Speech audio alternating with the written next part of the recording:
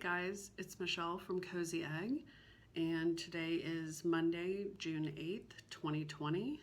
This is episode 90, which I can hardly believe, but here we are. Also, it's 145 days until Halloween.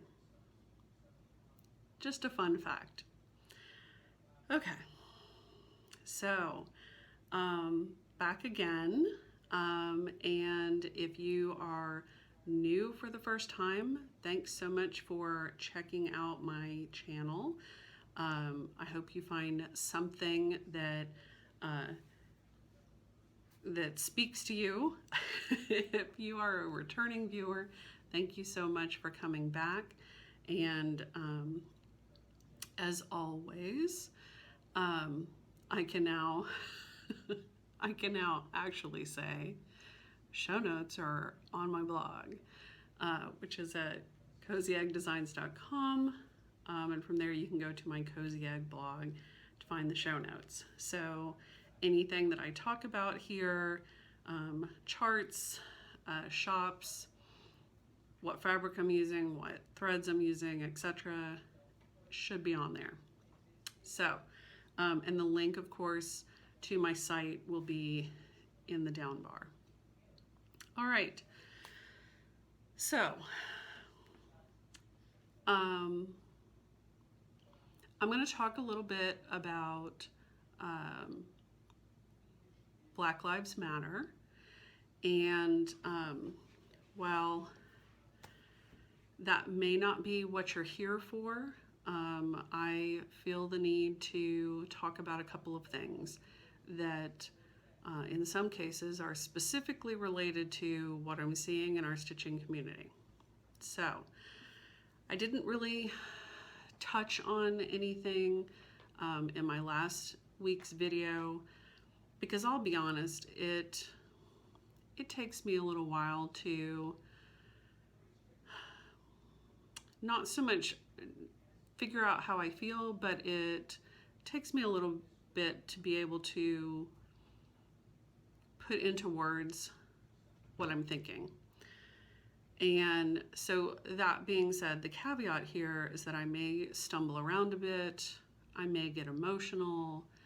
I'm going to try to keep this brief, and depending on how far afield I wander, I may actually have to cut this down.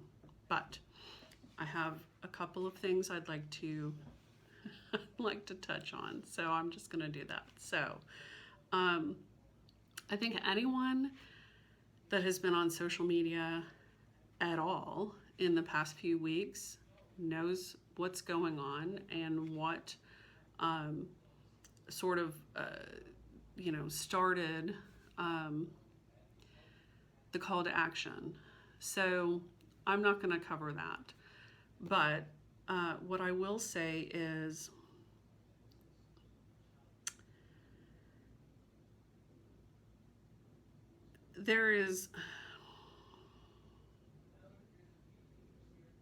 I have been posting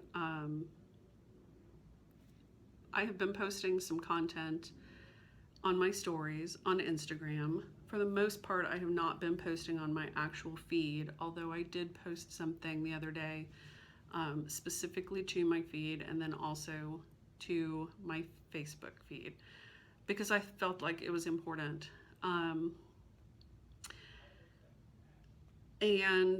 But I have been posting quite frequently to my stories when I see something that really speaks to me, when I see something that really hits a point home for me, I try to share it because I think,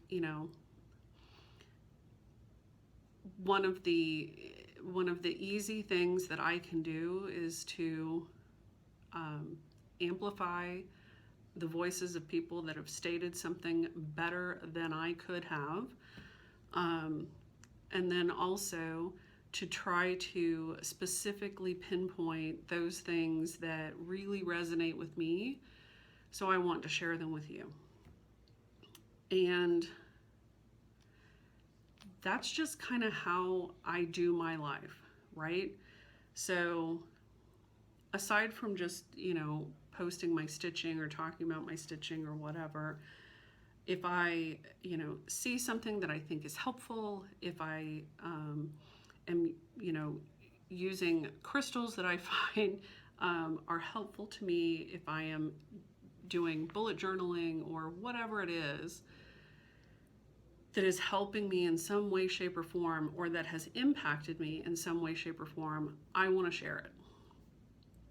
And that's just the way that I am. And so I am trying to still use my own voice, but then also still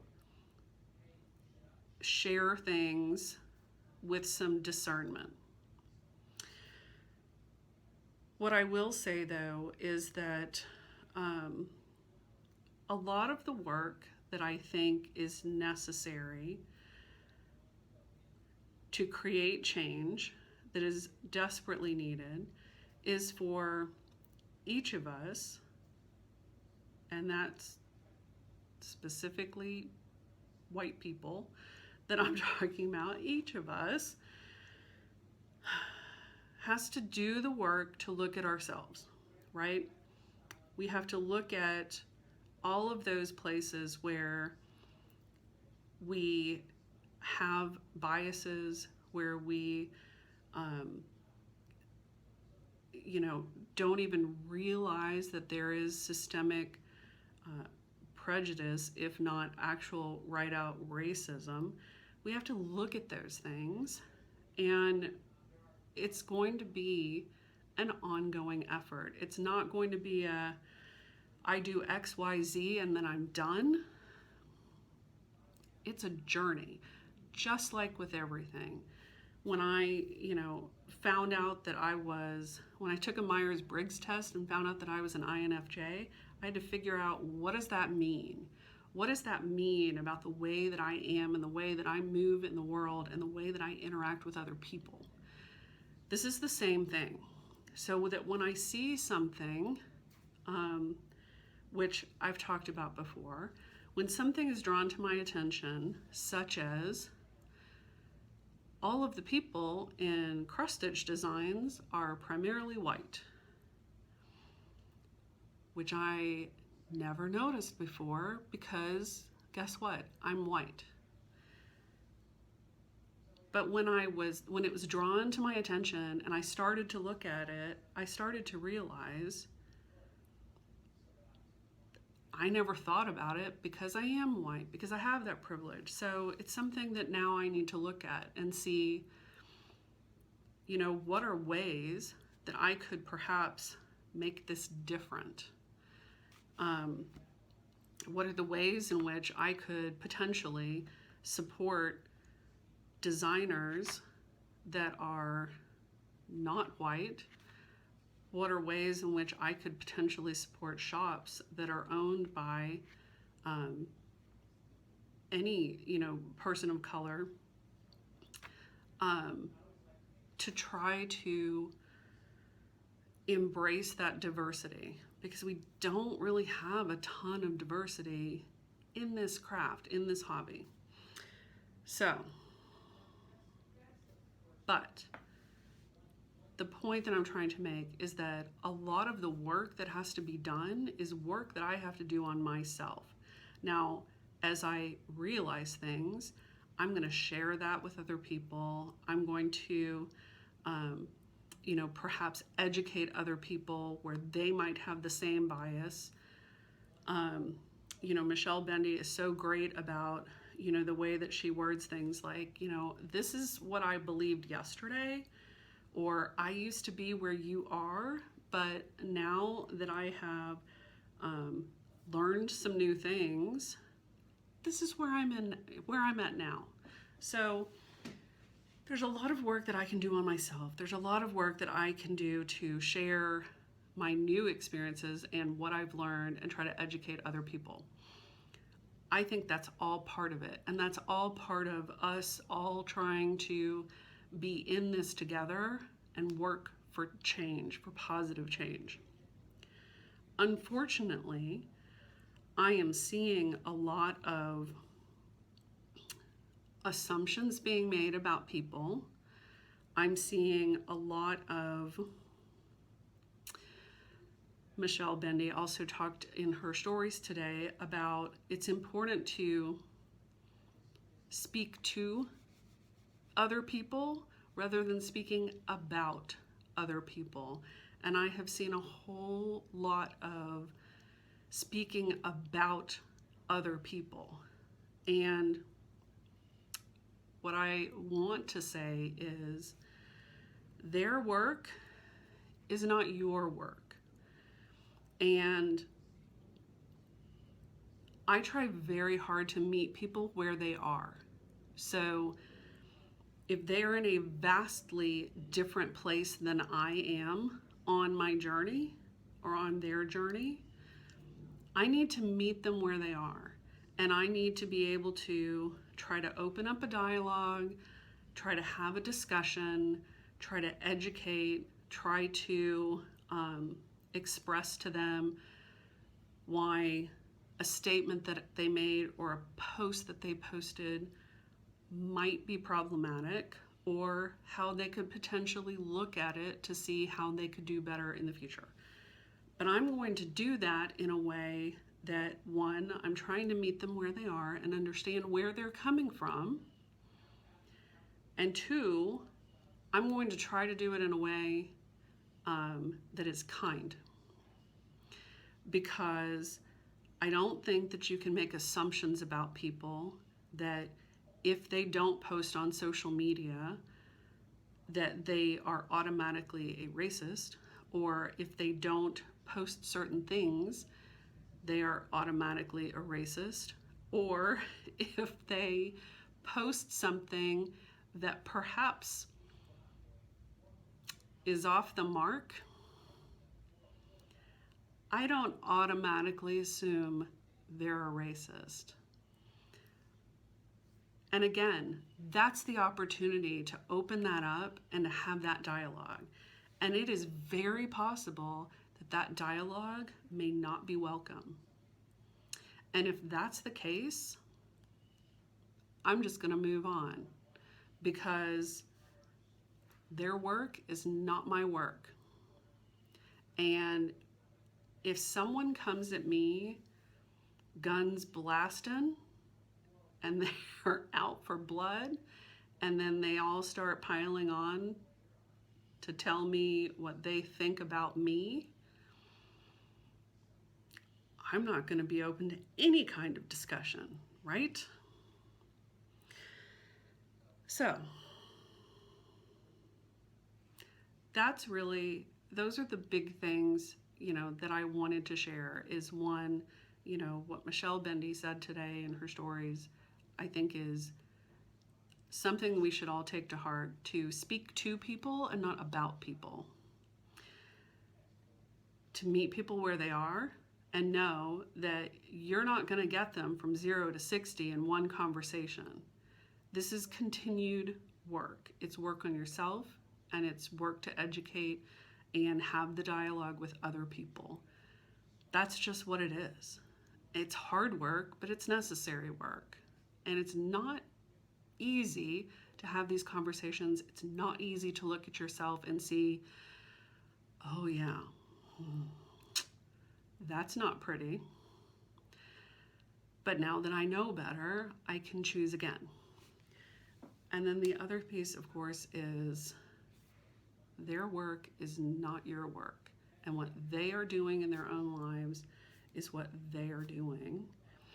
And you got to give people a little bit of grace. You have to give people a little bit of, allowing them to show you who they are without making assumptions about who they are, right? So anyway, that's what's at the top of my head today. And I just felt like I needed to share it, because our community can really come together to do amazing things. but it's worth coming together as a stitching community to do that rather than tearing each other apart. So, all right, on to the stitching. Okay, so we're going to start with some stash enhancement, and I'm going to do basically what I did last week, which I'm going to sort of work in this weird reverse order from how normally things work, but that's just the way we're going to do it. So I mentioned last time that I was waiting on a few things, and I did get my order from Not Forgotten Farm. And so I ordered Melancholy, which I will talk about in a minute when I talk about my whip. So I got that, but of course, no chart can travel alone. So I also got this piece, which is called Bucks County, Pennsylvania Pillow. And there it is. It's kind of a weird, primitive, quirky little piece. I love the keys on it. Of course, I love the birds on it. But this is one of those pieces that my friend Siobhan from Siobhan Quilts on Instagram, her blog is Notes from Blue Hen Hollow. She stitched this a million years ago and finished it as a little pillow, and I fell in love with it then. And so when I was looking around Lori, Not Forgotten Farm's Etsy site, I saw this and remembered it and said, yes, it needs to come home with me because I need to be just like Siobhan. So I got that, and these all came in individual plastic sleeves, but I took them out just for ease of showing them to you. This is the other one that I got. This is Old Mustard Moon, and I absolutely love this. And I have seen someone stitch this. I think Country Sampler kitted this up with like their own conversion that I think they did on Murky. They probably changed some of the colors to be a little more prim, but it looks really amazing on Murky. So I don't know if this is still a conversion that they offer, but if you're interested in this, of course, go get it from Not Forgotten Farm, from her Etsy shop. You know, I think it was like $8 something, and she had a 20% off sale. I don't know if that's still going on, but and of course you could probably get this at your local needle workshop perhaps too. So but it might be worth calling Country Sampler if you're interested in their conversion, but it looks really good on Murky, so I'm considering. But I just love this. I just love it. So that had to come home with me too. And then the other thing that I was waiting on was for my guild, Tudor Rose Sampler Guild.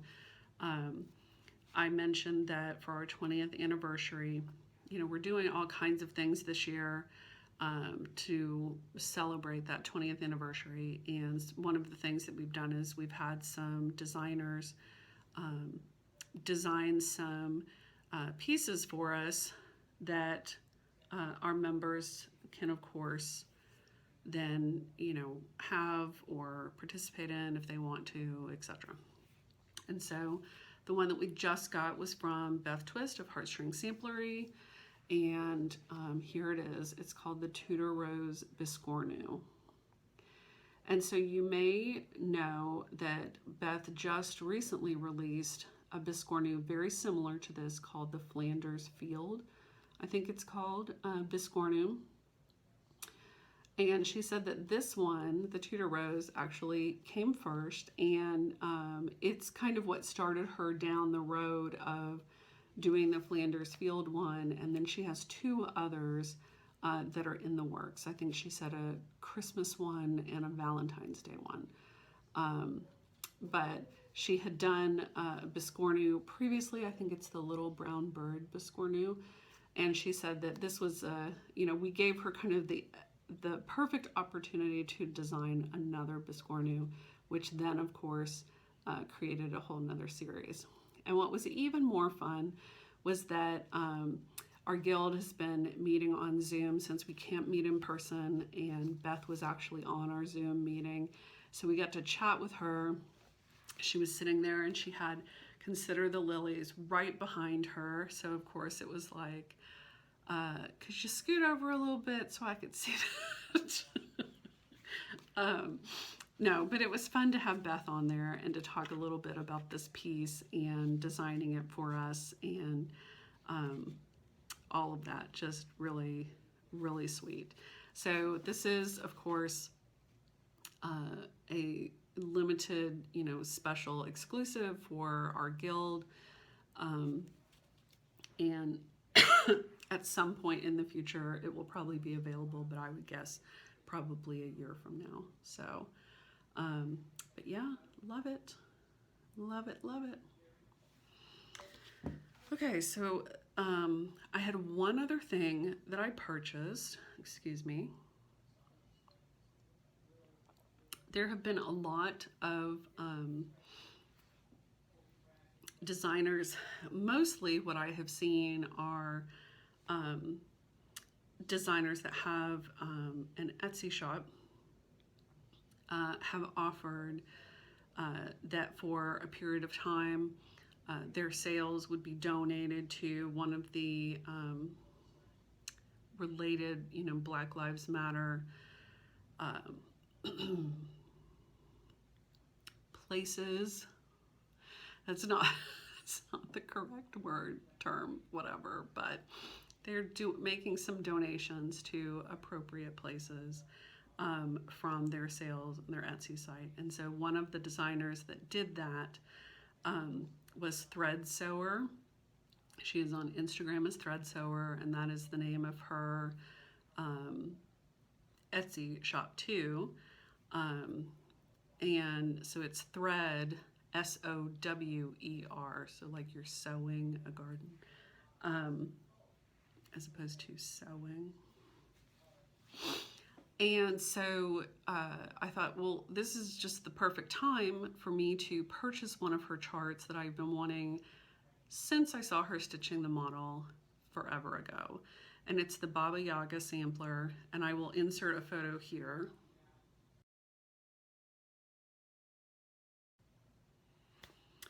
And I just love it. I've loved it from the moment that I saw her working on it, and I've had it on my wish list. And so I don't know why it took me so long to buy it, but I'm glad that I was able to do it while she was donating sales. So I got that. Of course, I'm lazy. I haven't even printed it out yet, but that's why I had to insert a photo. Plus, I wanted you to see it in color, and I have a black and white printer. But anyway, so that was the only other thing that I purchased. But I think I really love that. I really need to stitch it. All right, so let's talk about whips. So I'll be honest, I didn't get a lot of stitching done last week because, yeah. But what I did get done is that I finished page 3 on His Eyes on the Sparrow. So when last we met, I was working on my deer, and I got him totally outlined. I did have to change the color of his spots. So let me tell you what I did. The deer that's on this side is supposed to be in Weeks Putty, and I believe that his spots are supposed to be in Caramel Corn. I started stitching Weeks Putty. I started doing the spots in Caramel Corn, and I was like, first of all, my spots and my putty are almost exactly the same color. They are not distinct enough to be able to see the difference between them. And I just got super, super frustrated with it. So what I ended up doing was I left the spots Caramel Corn, but then I took the color that this deer on this side was supposed to be, which is Old Hickory, and I did my other deer in Old Hickory. So then, of course, because they're supposed to be different, then of course I got to this side and I was like, now what the heck am I going to do over here? And the answer was,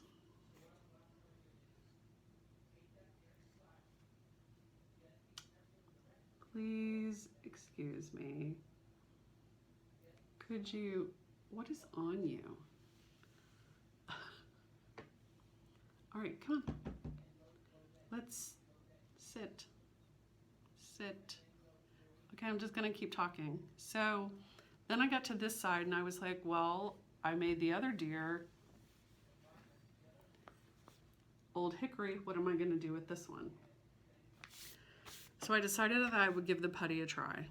So I started stitching in his head, fine, no problem. I started trying to do the spots in Caramel Corn, and again, of course, had the same problem. So then I thought, maybe I just need my spots to be a little bit darker. So I tried stitching them with Old Hickory, and it was not enough of a difference between putty and Old Hickory. So I think I finally just went with, it's not Havana, but I couldn't tell you what color it is now.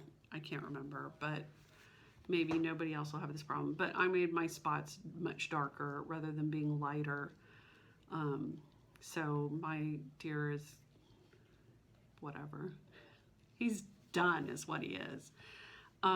So this is the end of page 3. Page 3 actually ends like right here. So I'm partially into page 4. And this right here is the corner.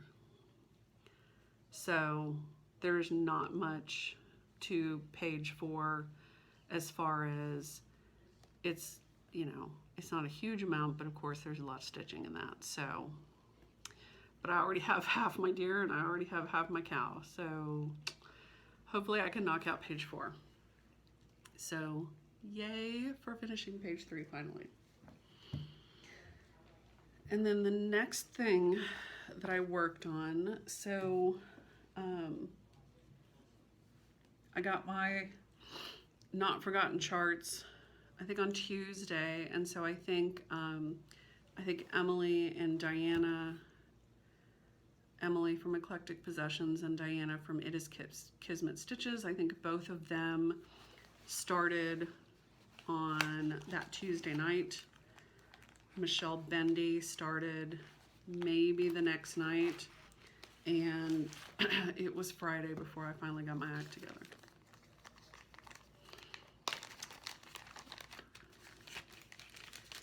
So we are doing this as a Sal, and this is Not Forgotten Farm. This is called Melancholy. Industry is the best cure for melancholy. Look at those scissors. The hashtag is Cure for Melancholy Sal, and you can take a look at that. Becky Nolan from Lucy Beam recently stitched this as well. She made her scissors with red handles, which look really fantastic, and I think that's what Diana and Michelle are doing with theirs. I pulled the DMC for this. So it calls for 4 DMC colors. It calls for 310, it calls for ecru, and then it calls for 400 and 782. And 400 and 782 to me don't look anything like this orange or this gold. So what I ended up pulling was all overdyes, and I tried to pull something that I thought looked like this orange and looked like this gold to me. So that's what I'm doing.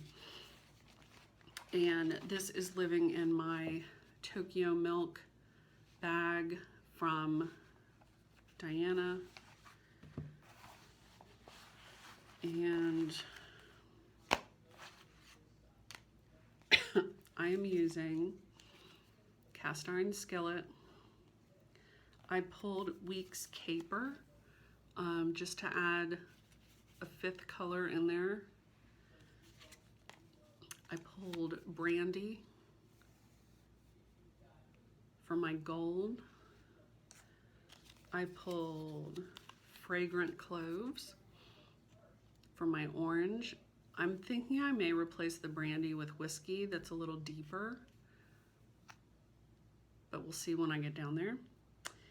And then I also pulled a brown because Becky had done the spool in a brown, so I pulled Sarsaparilla.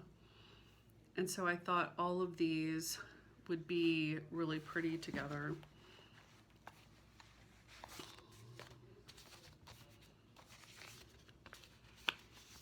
Oh, and my ecru, which is linen. So the gold is the only one that I'm really questioning, but I like that otherwise. So, and I am doing this on 40 count Confederate Gray by Weeks. This is the old Weeks. And here is where I'm at. And once again, I cannot get my fabric straight in my Q-snap. Doesn't matter how big or small the piece is, I just can't do it. So all of this is in the cast iron skillet. I started this, the vine in Caper, and so I'm just sort of working my way through the rest of the letters. Now, I did start this on Friday and got a little bit of a start, but Friday night, all day Saturday night, and most of Sunday, I was down with a migraine. So there was no stitching at all on Saturday. I did a little bit of stitching last night and managed to get some more of my words in, but that's really it. So that's where I'm at. So moving right on to plans, I think I'm just going to continue with this until I finish it, because it's a small enough piece. I'm hoping that I can finish it this week. We'll see how my week goes, because usually Monday through Wednesday, my stitching is kind of crap. And then on Thursday, I get a bunch of stitching in. So we'll see how that goes. So that's my plan. Obviously, at some point, I want to get back to Sparrow and start on page 4. And next Saturday is the 13th. So dark October stitching, dark 13 stitching. It's not October. So I want to do dark 13 stitching, and I'm thinking I may just get out Hallow Eden again and work on it for all of next weekend, Friday, Saturday, Sunday. That's my plan, and then go back to Sparrow on Monday. But that is all dependent upon me finishing Melancholy this week. So we'll see how that goes. And please do join us in the Sal if you're interested. All right, we're going to do some more Whip Parade, and we'll see how far we get on the bucket today.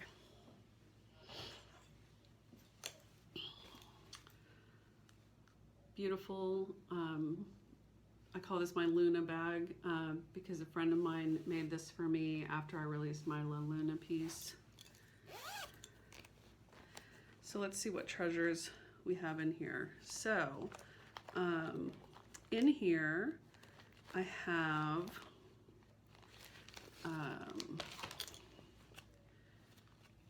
Jinx by Raise the Roof Designs, which was Susie Reno and Teresa Vanette Kitten Stitcher. And so this is called Jinx, and there's the design.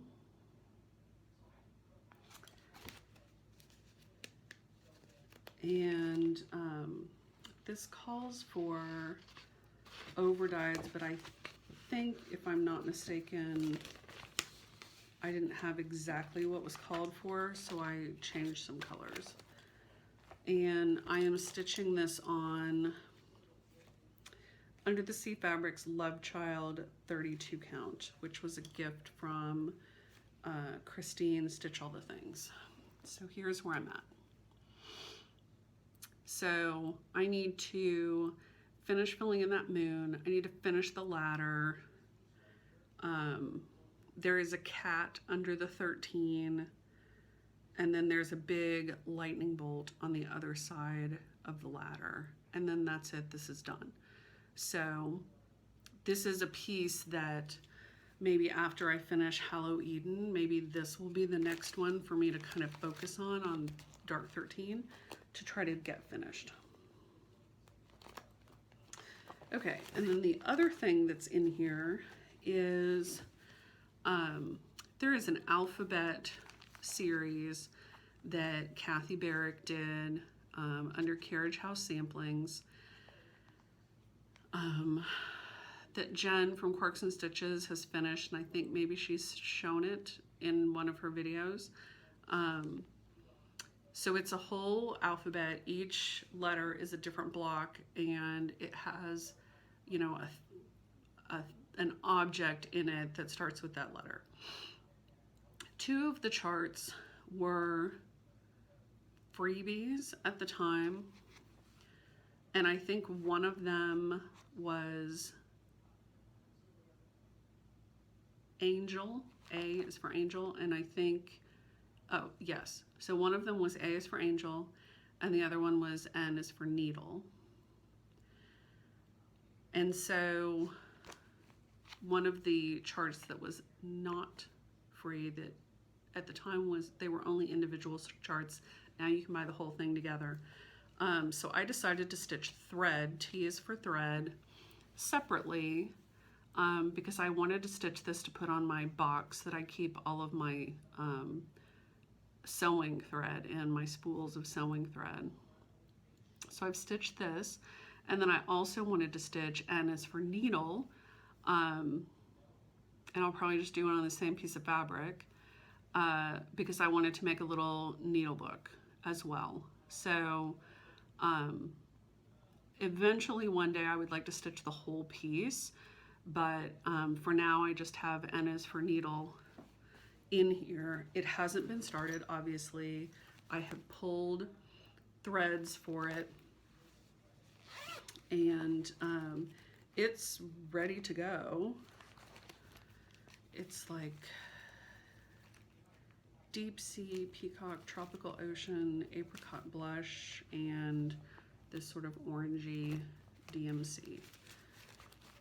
So at some point I will start that, but that is not super high on my radar, other than I would like to get needle done so that I can then finish those into, you know, FFO them into the pieces that I sort of envisioned.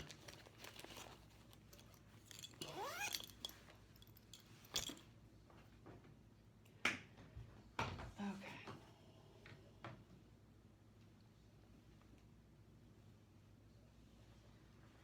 So I need to kind of pull out what we did last time, if I can remember.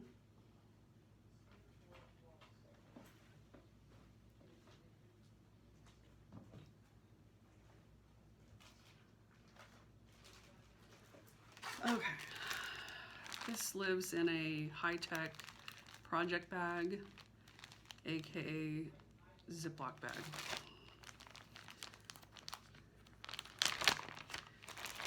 This is my Mirabilia Mermaids of the Deep Blue.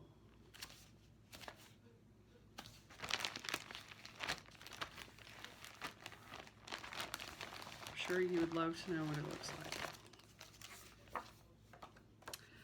Mermaids of the Deep Blue. So I fell in love with this a million years ago and started it. I'm doing it with the called for DMC. I don't even have the metallics or the beads or anything to go with this. But I bought this beautiful piece of fabric that is an Australian company that I don't believe makes fabric anymore, called Stitches and Spice. And this is a piece called Ocean Waves, and it's 32 count. And so the reason that I loved this is because it goes from lighter to darker. And I just loved that.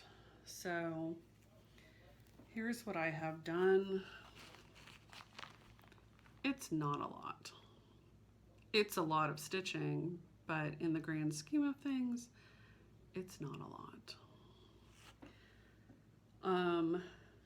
And what I have learned with this is that I don't really love stitching mirabilias, but I would still love to have this as a finished piece at some point.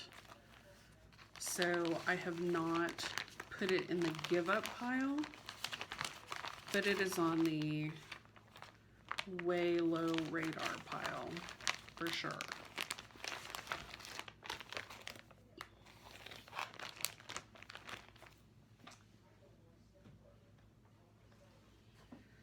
Okay. This is my scarab bag that I made. Let's see what's in here, because I don't know. This was another panel that I got at the Paris needlework market. Oh, this is my Amy mitten. So this is a kit from Amy Mitten, Thread Fibers to Die For, and this is the Veerland Winder's Keeper. And this was an online workshop that she did to make this. It basically, like, you pull the drawstring and it folds up into this little pouch, and there are silks,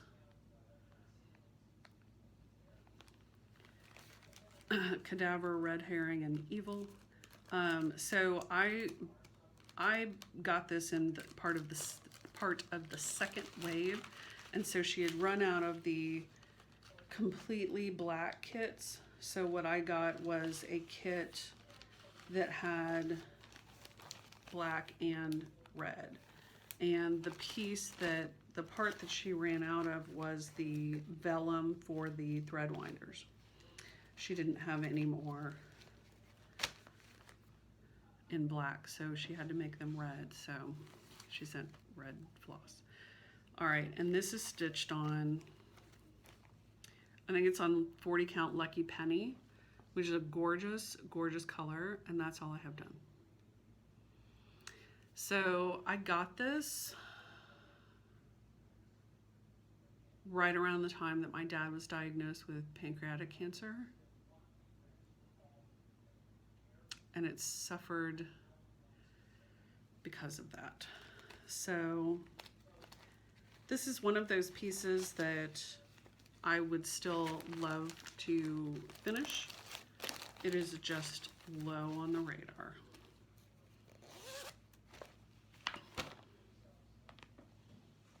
And this was something that the Tudor Rose Guild did together. All right, Christmas. I made this bag.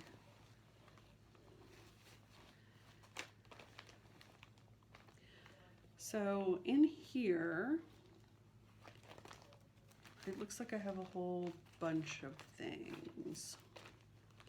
So the first thing I have is, this is Shakespeare's Peddler, and this is Jenny Bean's Christmas sampler. I've already stitched the Halloween sampler, and I stitched it like right when it came out. So I do love the Christmas sampler. I have been stitching this for quite some time, and I did actually get it out and work on it last year for Diana's birthday sal, which I think was Christmas in July. Christmas in July. And that's where I'm at. So I did work on it a little bit for her birthday sal. I think I worked on this a little bit for Magical Stitches too. Might have been simultaneous.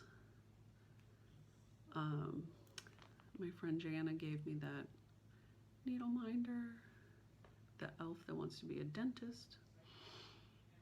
So that's where I'm at. And I'm using the called for threads, called for fabric, sampler threads, vintage navy bean 40 count, Lakeside.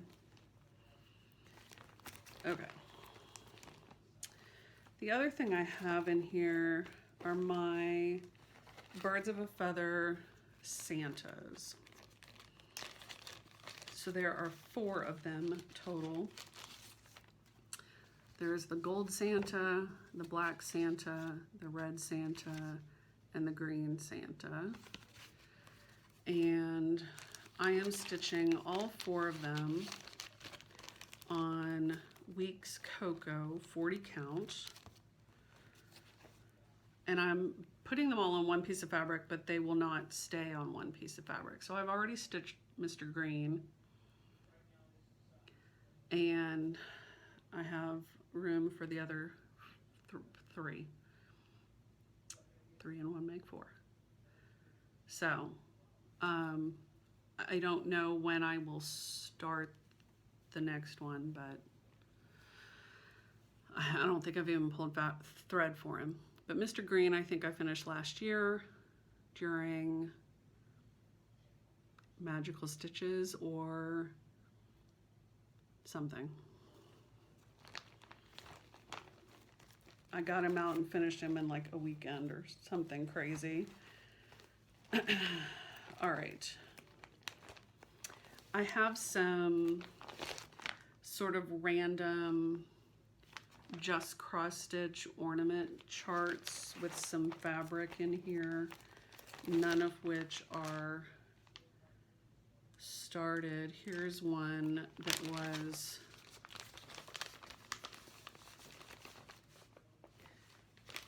hands-on design. I stitched this one, and that was supposed to be an exchange ornament for one of my guilds, but it never got FFO'd, and yeah. So she did 2 designs that were similar, and so I was going to stitch both of them for myself, I guess. So anyway, that's still in here awaiting its fate. There is a Blackbird Designs stocking that was in Just Crotch Stitch 2003 ornament issue called the Candy Cane stocking. And I've actually stitched it once. This is the fabric that it calls for. 18th century Blackbird, 30 count. This is the fabric that it calls for. I've stitched it once for an exchange gift, and I have it in here to stitch it again for myself. You can see how quickly I'm doing that. So that's in here as well. Here's the Blackbird Souvenir of Paris stocking that's in the Joyeux Noël book. I stitched it for Sylvia for our ornament exchange one year. So I still have this in here to stitch it for myself. And then there's an ornament by Little design company called The View Above that I have in here to stitch. And then my working copies of my Santas. So I'd really like to finish Jenny Bean. That's kind of the main thing in here that I would like to finish. These ornaments I'm not overly concerned about. You know, they're not a big deal. I would like to get the rest of my Santas stitched, but mainly I would really like to finish Jenny Bean Christmas and be done with that. All right, here's another Container Store bag.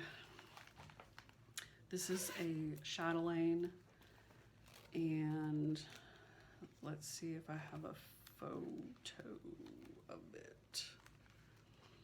This is Pearl Lights, and I purchased this as soon as it came out. I do not have a photo of it, so I will insert a photo here.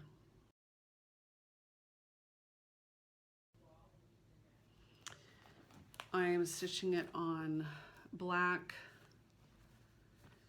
and I have the silks, the treasure braid.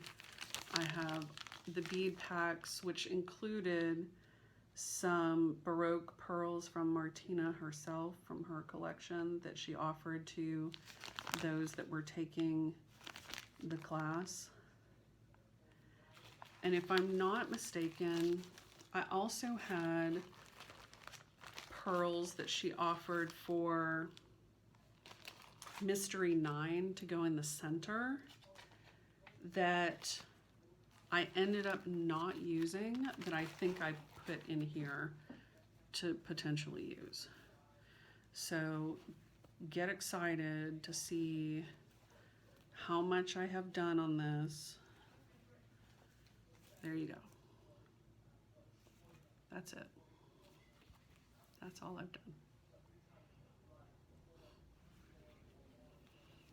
Yeah. I don't know when I started this, but it's been a long time. So someday, that's low radar. Okay. This is a bag that was made by Carissa, and she also made me some grime guards to go with it. This is my Dracula book cover that I started a few Halloweens ago. This was a freebie from Damn Good Crafts at one point. I do not think it is still available. But I started this for Dark October stitching at some point. I am stitching it on some 40 count red Gonder linen with black DMC.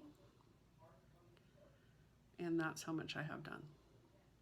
And part of the reason that I really wanted to stitch this is because it has been my tradition for many, many years to watch Dracula on Halloween. And there is my Edward Gorey Dracula needle minder that is not focusing, but you get the idea. So I love this. I would like to spend some time on this. So,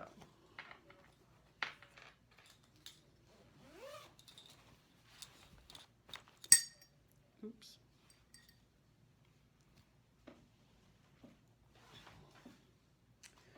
Okay, we looked at that last time. This is another chatelaine that I started. This is the Mermaid Treasure Box. I do not think I have a photo in here, so I will insert a photo.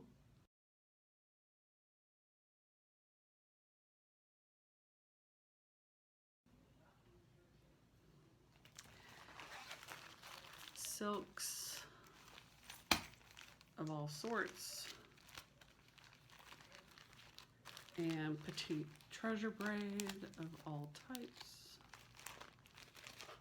So this is actually finished into a box that then has some smalls that go in it, like a needle book and a scissor case and some other stuff. And so here is where I'm at on it. So this is the top of the box. So that's where I'm at.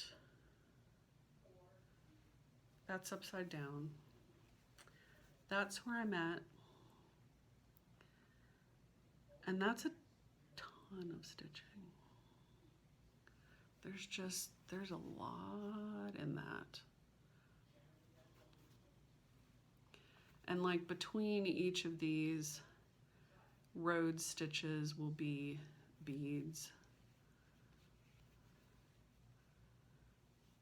And so the top is stitched, all four sides are stitched, and then all of the smalls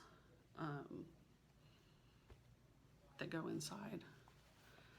And then I have finishing instructions for putting the whole thing together at some point in the future. So as with all of my chatelaines, this is a, yes, I definitely want to stitch it. I definitely want to finish it. It is low on my radar at the moment.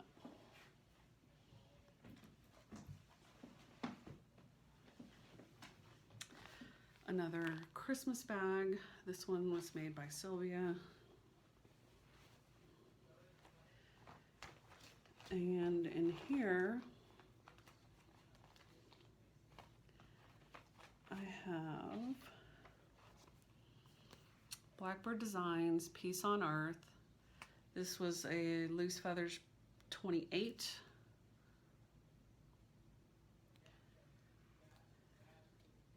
This is from, it looks like 2007. And I'm stitching with the called for threads on the called for 30 count R&R linen. And that's how much I have done.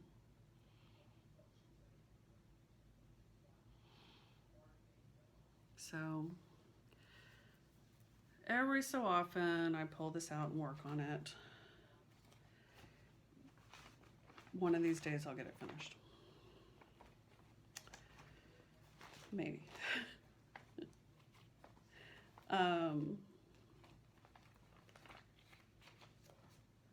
The other thing I have in here is the Plum Street 12 Days of Christmas. These were freebies that she did. I've stitched the first day, and so I now need to do the other 11. So I have all the charts in here, and my plan was to do them on various scrap fabrics, but use the same threads for each. So I'm using some silks, like that Belle Soie Tulip, and I think I have Belle Soie Black Crow, and a gold and a green.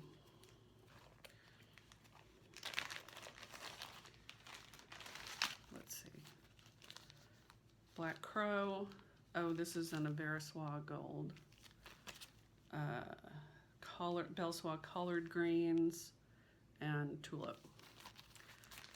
So I just need to find a little scrap of fabric and start day number 2.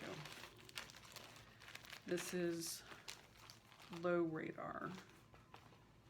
And then the last thing that I have in here is, this is Frosted Pumpkin Christmas Celebration sampler. There is a black and white version of it, so it says Christmas. And I am stitching it on this fabric, and here's where I'm at. So I stopped working on this because I started the border, and the border was just really hard to see on my polka dot fabric. So I am thinking I may rip it out and do my border in this darker, in this sort of medium gray that goes between the blocks so that you can see it a little better. I could do it in a green.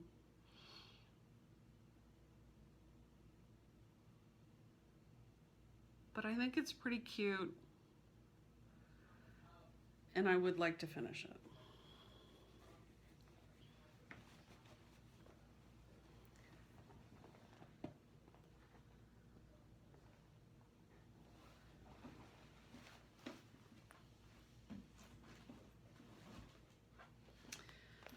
All right, this is in a Harry Potter bag made by Becky Socks for Mom when we were doing magical stitches. And I worked on this. This was part of my Stitch 9. I worked on this a good bit for magical stitches. This is Blackbird Designs The Simple Things. I have already stitched this pin cushion and finished it. I did that a million years ago. So this is Loose Feathers 36. And the little over one words there say grace, love, wisdom, faith, hope, and patience. And I'm stitching this on the called for 30 count R&R with the called for threads. And here's where I'm at.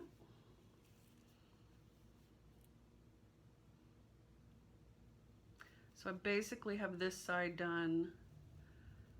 I need to finish this side and the border. And then around all of the leaves and flowers is chain stitch. So I still have a ways to go here.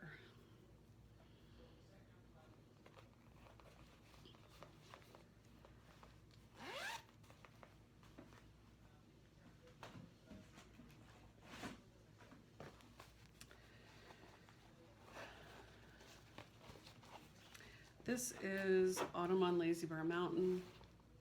I don't even have my chart in here. This is fabric I dyed myself, which I may rethink. And that's all I have done. And I think it actually may go like this. So that's it. When I started this, I pulled all of the DMC. Here's my fabric. I pulled all the DMC, but since then decided I'd really like to do it in overdyes. So I put all my DMC back. I have Jen Quirks and Stitches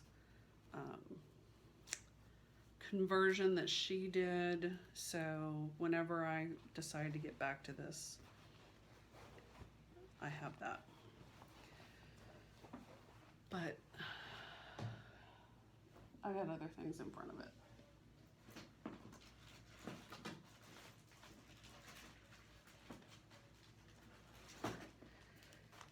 Okay.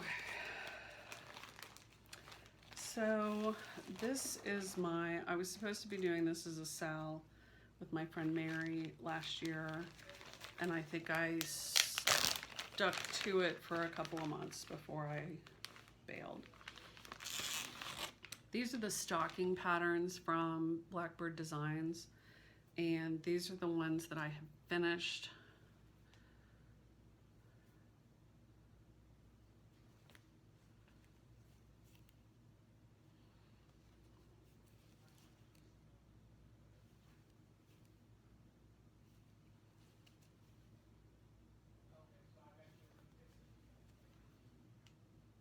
So those are the ones that I've finished.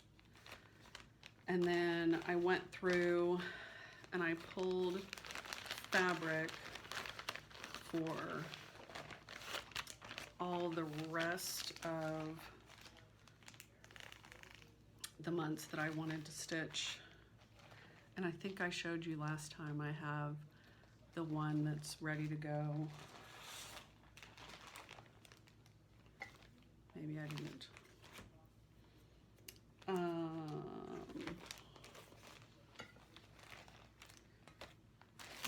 So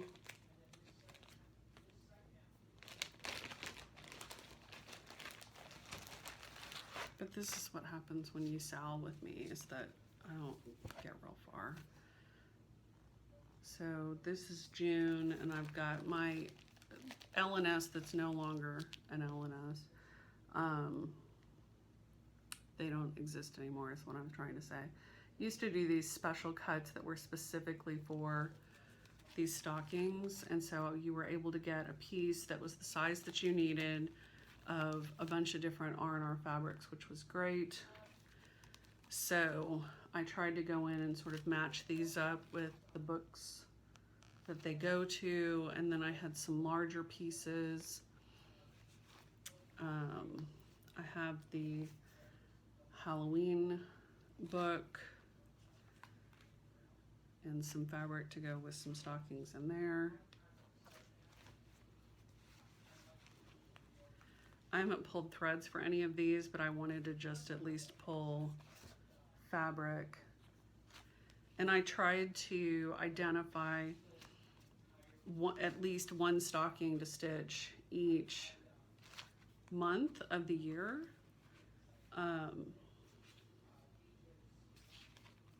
To do with my Sal with Mary, but I think I only got through March. So, one of these days, I will get to this. It just got, you know, bumped up by other things. And these, I think there's 2 more booklets in here, one of which I've completely finished.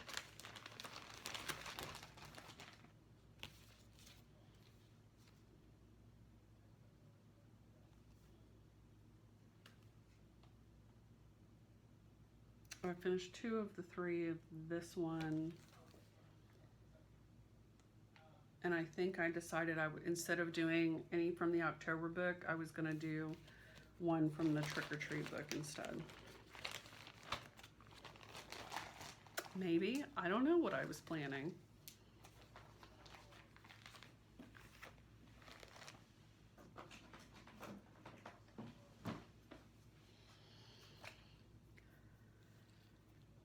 Mirabilia Halloween Fairy. This was a limited edition kit.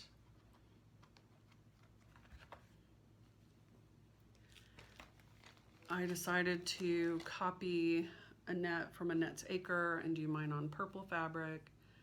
This is much lighter than what it's showing up here. Not much lighter, it is duskier. It's not as vibrant.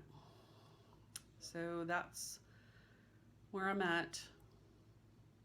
And I got frustrated because my thread was not creating the highlights and the shadows the way it really needed to, because my skein was, my 2 skeins were too close together in color. And so here are some of the threads.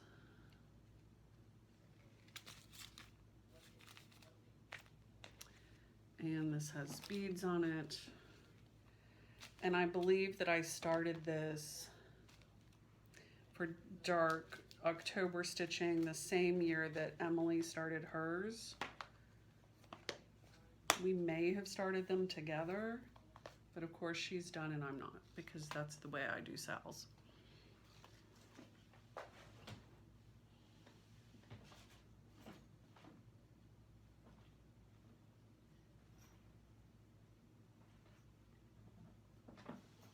I'm actually close to the end of this bucket, so I may just keep going.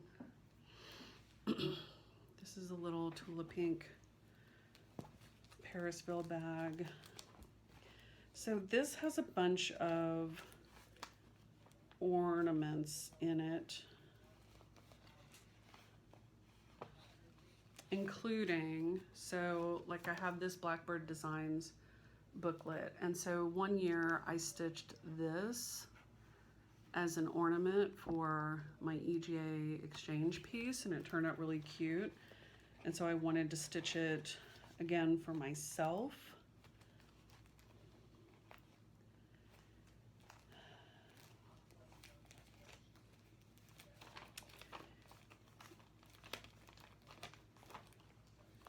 Yeah, this is a French design that I bought in Paris, and I stitched this little tree for Sylvia one year for our ornament exchange. So I wanted to stitch that again for myself and that little house. So it's still in here, not started.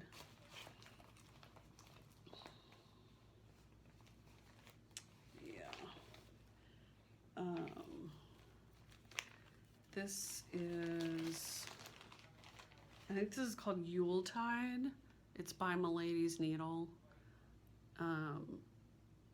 It's kind of a denim-y blue. It's not exactly what that's looking like.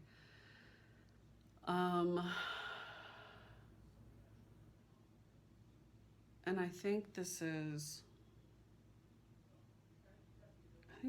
on like 45 count or something, maybe, with belle soie, and then you finish it on a horn book.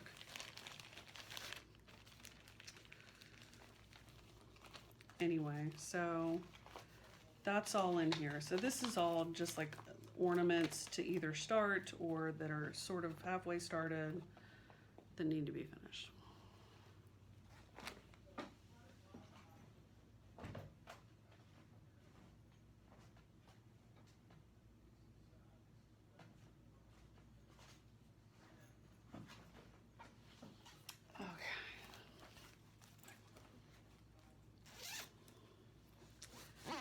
This is an old whip. This is the Work Basket Bay sampler.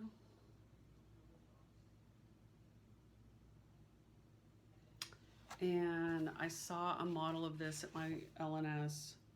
Yeah, this is dated 2002. And I fell in love with it. And so I bought fabric. I bought all the silks for it. It calls for silken colors. And it calls for a butt ton of them. So I bought all of them. And I think I'm doing this on Picture This Plus sterling, maybe. And I think it's 32 count. So here's where I'm at.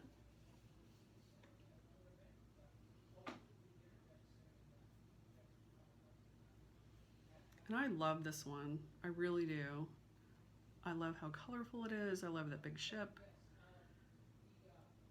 I just need to get to it and finish it, especially because this is probably my second oldest whip.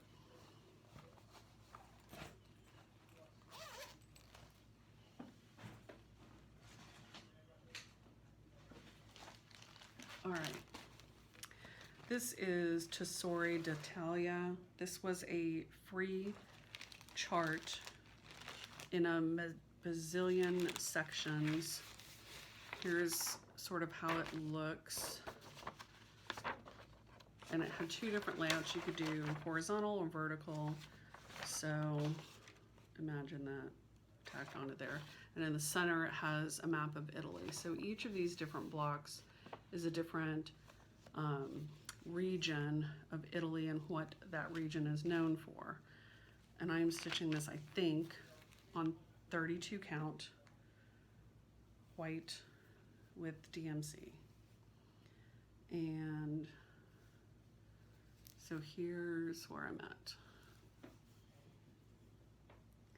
And this sucker is huge. So I did the region names in green, and then I added some gold to each of the things, like around the hearts, around the anchor, etc. So that's where I'm at. My intention was I was stitching this for Eric for our first anniversary. We've now been married 13 years. So, yeah. I still would like to get this done. Who knows when.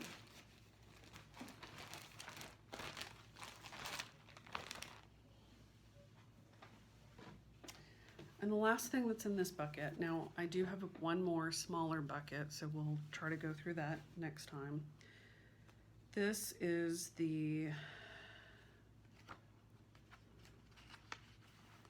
This is the Marbeck Nativity.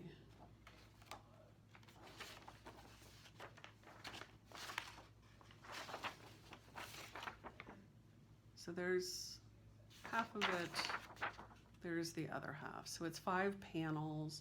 It goes in this big crazy frame that is actually supposed to be a fire screen. And I'm doing mine on this sapphire linen, and that's what I have stitched. That's a sheep.